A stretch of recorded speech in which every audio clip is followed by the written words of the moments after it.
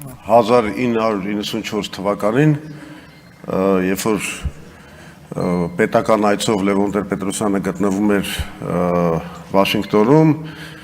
այնտեղ մի ընդունելություն եղավ Բիլ Քլինթոնի կողմից տրված, Բիլ Քլինթոնի ձայնը խզված էր եւ նա պատվիրակեց այդ ելույթը իր կնոջը, ինձ մոտ էլ է այսօր ձայնս խզված, բայց քանի որ կինս մի քիչ ջերմ տենց շատ զգացմունքներ չի տածում ներկա ազգային ժողովի նկատմամբ, ես ստիպված պետք է ինքս այս ելույթը ունենամ եւ մի անգամից կուզեի անել հետեւյալ հայտարարությունը, որևէ ավելորդ դատարկ խոսակցություններից զերծ մնալու, տարբեր մեկնաբանություններ, բամբասանքներ եւ ասեկոսերներ հերքելու համար մի անգամից հայտարարում եմ, որ Հայ ազգային կոնգրեսը չի պատրաստվում դաշինք կամ միասնական քաղաքական շարժում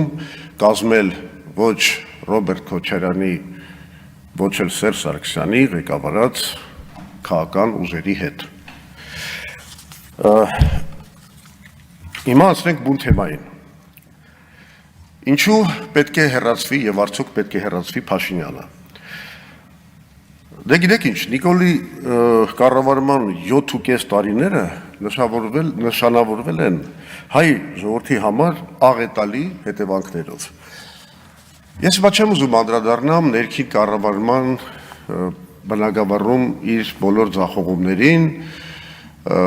նկատի ունեմ եւ Հյուսիսարավ ավտոմոբիլային ճանապարհի կառուցման այդ աշխատանքների ձախողումը ընդամենը 20%-ն է արված այդ ճանապարհի, նկատի ունեմ բոլոր ամեն տեսակի բարեփոխումների ձախողումը, ինչպիսիք են օրինակի համար հռչակված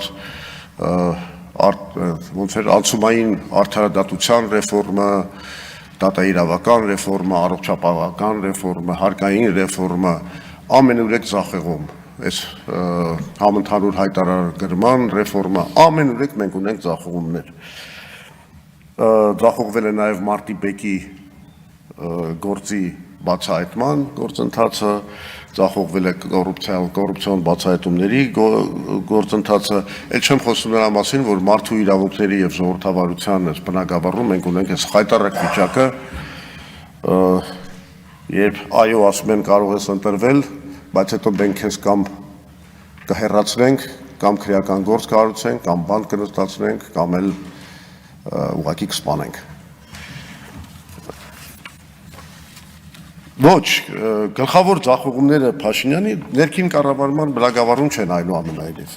Նրա գլխավոր հանցանքը ժողովրդի առաջ եւ գլխավոր ձախողումը դա այն է, որ ինքը կործանեց հայ ժողովրդի անվտանգության համակարգը։ Իր 7.5 տարվա կառավարման ժամանակ մենք Ադրբեջանի հետ ունեցել ենք 10 ռազմական բախում, որի հետևանքով կորցրել ենք 5000 մարդ, իսկ եւս մեկ հայոց աշխարհ Արցախը կրկնեց Բիթլիսի, Վանի, Էրզրումի, Կարսի ճակատագիրը։ Հիմա էլ վտանգը կախված է Սյունիքի վրա։ Կարելի է հարց տալ, որը իրենք միշտ տնում են, թե իսկ միթե Նիկոլ Փաշինյանն է պատասխանատու այս ամեն ինչի համար։ Եվ մենք ինչու ենք ասում, որ այնուամենայնիվ այս ամենը Նիկոլ Փաշինյանի, հենց Նիկոլ Փաշինյանի քաղաքականության հետևանքն է։ Շատ բարձ։ Նրանք մեր ժողովրդից պահպանում են մի կարևորագույն գաղտնիք, որը ամենալուրջ վկայությունն է իր գործած հանցանքների մասին։ Դա այն է, որ 2019 թվականին ապրիլին, իսկ հետո նաև հունիսին Նիկոլ Փաշինյանին Մինսկի խմբի համանախագահության կողմից ներկայացվել է մի փայլուն պլան խաղաղության, որով եթե այն իրագործվեր, մենք կունենայինք մի իրողություն, որ ընդհանրապես պետք է 5 շրջան հետ հանձնեինք Ադրբեջանին եւ կգվեր լիակատար խաղաղություն, խաղաղարար զորքերով եւ այլն, իսկ Լեռնային Ղարաբաղի կարգավիճակի լուծման հարցը շահկապվում էր Քելբաջարի եւ Լաչինի ոչ միջանցքային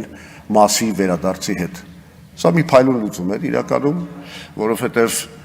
դա նաեւ դրթելու էր Ադրբեջանին, եթե նա ուզում էր Քելբաջարը հետ ստանալ, գնալ կարևորագույն զիջումների Լեռնային Ղարաբաղի կարգավիճակի հարցում։ Կարող ենք քարվաճարել ասել, կարող ենք բերձորել ասել, դրանից բան չի փոխվում։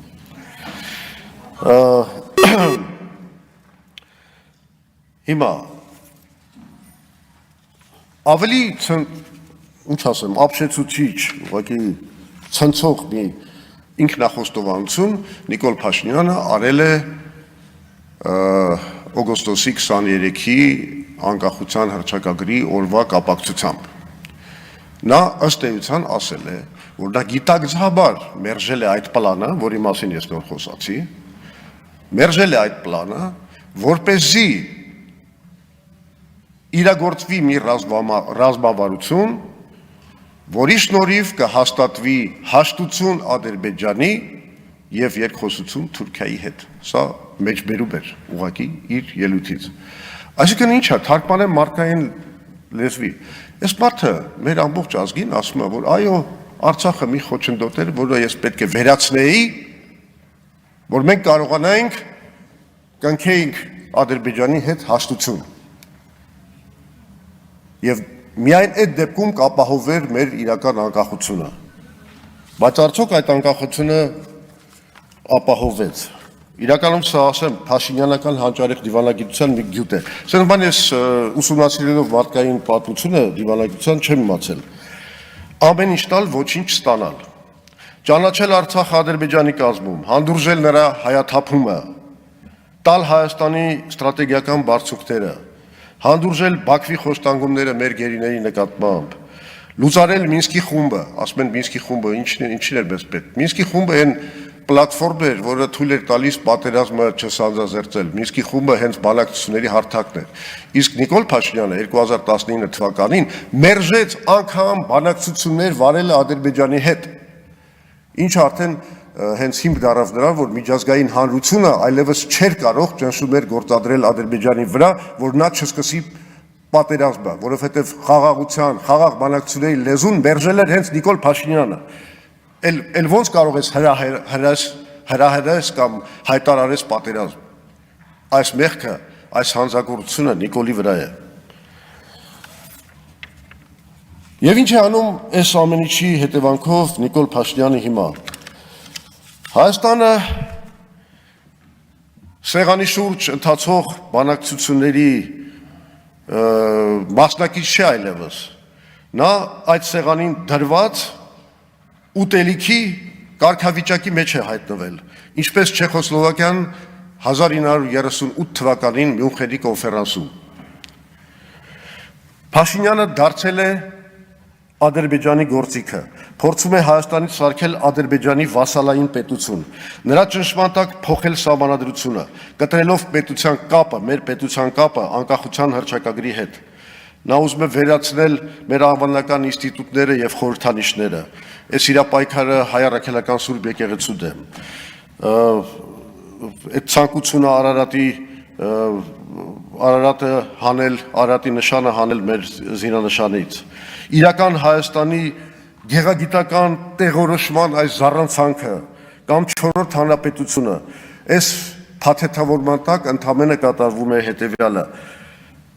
Մեր ժողովրդի վզին նա ուզում է փաթաթել ադրբեջանահպատակ հայկական պետության մոդելը։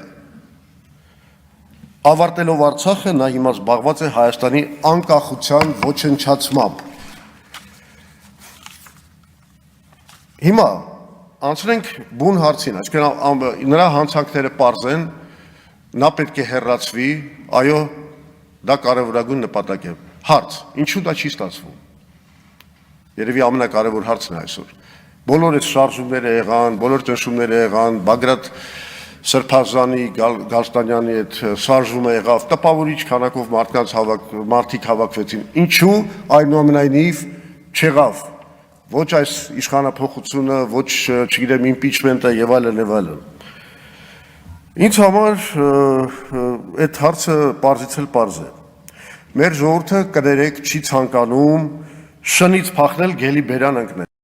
Միջև ինքը իր առաջ չտենա մի լուրջ առաջնորդություն, համաժողովրդական շարժում, որոնց լիդերներին նա վստահում է, որոնք ունեն Հայաստանի վերափոխման լրջագույն ծրագիր եւ տեսլական, ժողովուրդը ոտքի չի կանգնելու Նիկոլ Փաշինյանի դեմ։ Այսինքն գլխավոր խնդիրը եւ բանալին հենց նման համաժողովրդական շարժման ստեղծումն է։ Ուրեմն ինչ է պետք անել։ Պետք է մենք ունենք 2 րոպե, էլի խնդրում եմ։